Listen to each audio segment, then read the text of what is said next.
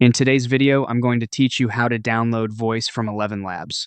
By the end, you'll know exactly where to go, what to click, and how to save a voice file to your device without any confusion. First, open your browser and head to the Elevenlabs homepage for the app. This is the main hub where everything lives. If you're prompted to sign in, go ahead and do that so you can access your content.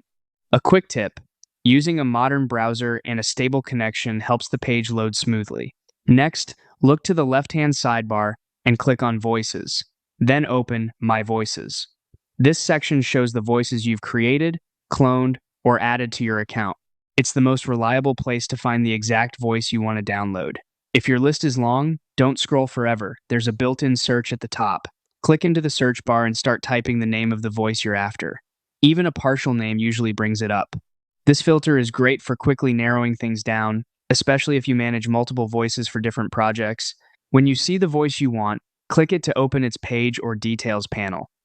You'll typically see a preview area with a play button, along with settings specific to that voice.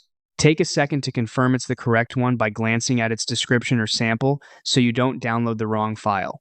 Now, look for the download icon. It usually appears right next to the play button, and in some layouts you'll also find a matching download option at the bottom of the page. Click that icon to start the download. The file will save in the default format set for your account. If downloads don't appear immediately, check your browser's downloads tray or your system's default downloads folder. That's it.